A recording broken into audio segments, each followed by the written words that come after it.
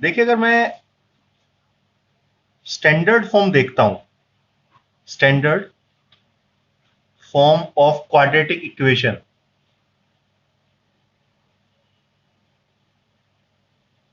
तो ये होती है बेटा A X square plus B X plus C is equal to 0। अब मुझे यह पता लगाना है कि हम क्वाड्रेटिक फॉर्मूला कैसे यहां अप्लाई कर सकते हैं। क्या होता है क्वाड्रेटिक फॉर्मूला? सबसे पहले मैं आपको बता रहा हूं डिस्क्रिमिनेट के बारे में। डिस्क्रिमिनेट को हम कैपिटल डी से डिनोट करते हैं और इसकी वैल्यू होती है B square minus 4ac, B square minus 4ac। और जो क्वाड्रेटिक फॉर्मूला है बेटा हमारे पास, वो होता है x is equal to minus B plus minus under root D upon 2a। और d की जो वैल्यू है वो यहां से आप निकाल लेंगे बी स्क्वायर माइनस 4ac से। और यहां पर देखिए प्लस माइनस दो वैल्यूज आएंगी आपके पास, एक पॉजिटिव में एक नेगेटिव में। तो क्वाड्रेटिक फॉर्मूला बताता है कि x is equal to minus B plus minus under root D upon 2a। तो किसी किसी क्वेश्चन में जब हम मिडल टर्म स्प्लिटिंग नहीं कर पाते हैं, फैक्टराइजेशन नहीं हो पाता है, तो हम क्वाड्रेटिक फॉर्मूला अप्लाई करके भी वैल्यू को फाइंड कर सकते हैं। जैसे exercise 4.3 second question. Second question में ध्यान से समझिएगा क्या कह रहे हैं ये। Find the roots of quadratic equation in given question 1 above by applying quadratic formula. First question के अंदर जो इक्वेशन है उसी के रूट्स फाइंड करने हैं क्वाड्रेटिक फॉर्मूला अप्लाई करके। तो देखिए ध्यान से, इस एक्सरसाइज के अंदर इस वाले एग्जांपल को हम कैसे सोल्व करने वाले हैं। सबसे पहले हम डिस्क्रिमिनेट निकालते हैं, यानी कि बी स्क्वायर माइनस 4ac। अब b की वैल्यू क्या है बेटा? देखो यहां x के साथ जो लिखा होता है ना उसको b कहते हैं। तो यहां पर x के साथ क्या लिखा हुआ है? -7, यानी कि आ गया -7 का स्क्वायर। -4a, a की वैल्यू क्या है? जो x स्क्वायर के साथ लिखा होता है उसको हम a कहते हैं। यहां पर लिखा हुआ है 2।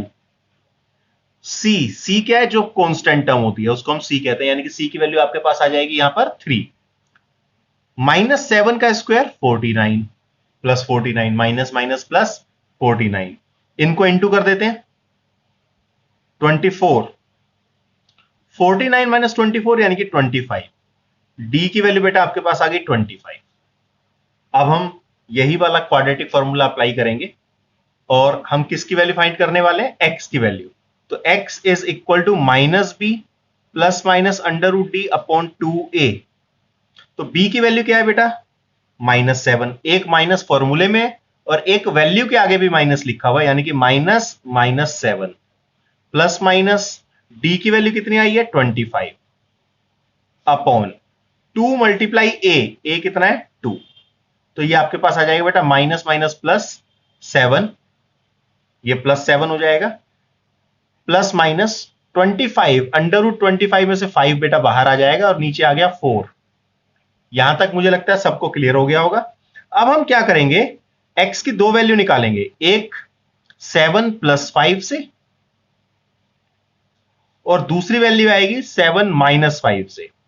तो एक बार लिख दिया 7 + 5/4, 7 + 5 यानी कि 12/4। तो यहां से आ गया x इज इक्वल टू 3 और यहां पर 7 - 5 यानी कि 2/4 और इसको जब कट करेंगे तो यह आ जाएगा 1/2। तो x की बेटा दो वैल्यू आ गई, एक आ गया 3 और एक आ गया 1/2। देखिए एक चीज मैं आपको जो बताने वाला हूं, यहां जो क्लियर करने वाला हूं, अगर B square minus 4ac, B square minus 4ac यानी कि d की वैल्यू अगर ग्रेटर देन इक्वल टू 0 आती है तो 2 डिस्टिंक्ट रियल रूट्स एग्जिस्ट करते हैं। अब इसका क्या मतलब है? इसका मतलब है अगर इसकी वैल्यू 0 से बड़ी होगी, d की वैल्यू, तो दो आंसर आएंगे, दोनों अलग अलग आएंगे, जैसे यहां पर आया है। अगर B square minus 4ac equal हो 0 के तो 2 इक्वल रियल रूट एग्जिस्ट। दो आंसर आएंगे, दोनों बराबर आएंगे, दोनों इक्वल आएंगे। अगर ये d 0 के इक्वल आ जाए, और अगर by chance B square minus 4ac is smaller than 0 आ जाए, 0 से छोटा आ जाए, नो रियल रूट एग्जिस्ट, तो आंसर आएगा ही नहीं। No real roots exist, answer नहीं आएगा। ठीक है बेटा, इसको आप नोट कर लीजिए, फिर मैं अगला पार्ट आपको बताता हूं।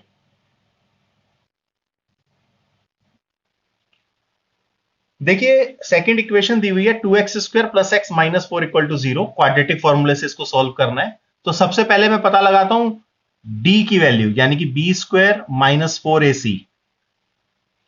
b कितना है बेटा 1, 4, a की वैल्यू कितनी है 2 और c की वैल्यू कितनी है -4। तो फाइनली आपके पास आ जाएगा 1, 1 का स्क्वायर 1, माइनस माइनस प्लस, 4 4 जा 16, 16 2 जा 32 प्लस 1 33, यानी कि d आपके पास बेटा आ गया 33। अब आप क्या करेंगे, क्वाड्रेटिक फॉर्मूला अप्लाई करेंगे यूजिंग क्वाड्रेटिक फॉर्मूला। आप इसको सोल्व करने वाले हैं जैसे कि क्वेश्चन में कहा है। अब क्वाड्रेटिक फॉर्मूला कहता है x is equal to minus B plus minus under root D upon 2a। Value put कर देते हैं।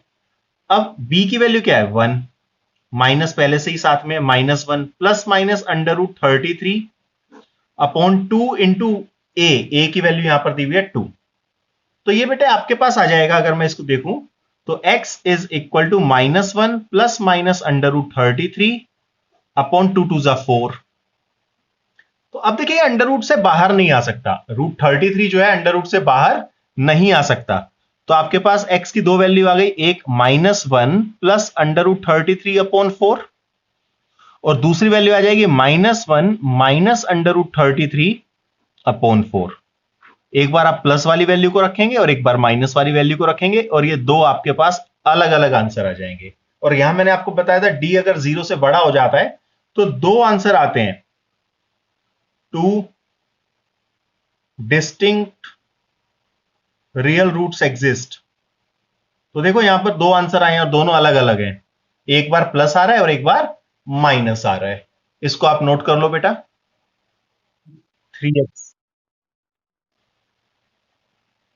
हाँ जी, 4x square plus 4 root 3x plus 3 equal to 0। बाकी बच्चे देखिए यहां पर सबसे पहले मैं d कैलकुलेट कर रहा हूं, B square minus 4ac। b की वैल्यू बेटा आपके पास आ जाएगी 4 रूट 3, इसका स्क्वायर -4, a की वैल्यू 4 और c की वैल्यू 3। तो देखिए 4 का स्क्वायर 16, अंडर रूट 3 का स्क्वायर 3, यहां पर भी 16 3 जा 48, 4 4 जा 16, 3 जा 48, 48 माइनस 48, यानी कि d की वैल्यू आ गई 0। ठीक है बेटा, तो 2 इक्वल रियल रूट्स एग्जिस्ट, दो आंसर आएंगे, दोनों आपस में इक्वल होंगे। अब ये कहते हैं क्वाड्रेटिक फॉर्मूला अप्लाई करके निकालिए। तो x is equal to minus B plus minus under root D upon 2a। तो माइनस b की वैल्यू देखिए कितना है 4 रूट 3 प्लस माइनस d की वैल्यू कितना है 0, 2, a की वैल्यू 4। तो आपके पास क्या आ गया बेटा, ध्यान से समझते हैं, x is equal to -4 under root 3 plus minus 0 upon 8। अब देखिए प्लस और माइनस से जो मर्जी कीजिए, आपके पास ऊपर -4 रूट 3 के अलावा कुछ नहीं बचेगा, चाहे आप प्लस वाला यूज कर लो या माइनस वाला पार्ट यूज कर लो। तो इसको कट करते हैं,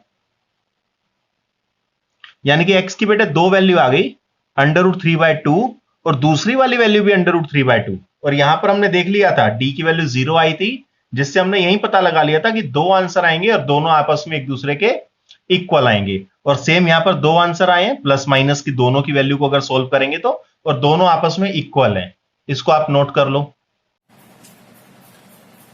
बेटे। लास्ट पार्ट भी देख लेते हैं, सेकंड क्वेश्चन का फोर्थ पार्ट। इसमें दिया हुआ इन्होंने 2x square plus X plus 4 is equal to 0।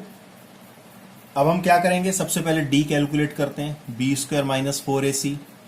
तो b की वैल्यू 1, -4 a की वैल्यू 2 और c की वैल्यू 4, तो यहां आपके पास आ जाएगा 1 का स्क्वायर 1, 4 4 16, 16 इंटू 2 32, यानी कि ये आ गया बेटा -31, प्लस माइनस माइनस साइन बड़े वाले का स्मॉलर देन 0, तो नो रियल रूट्स एग्जिस्ट।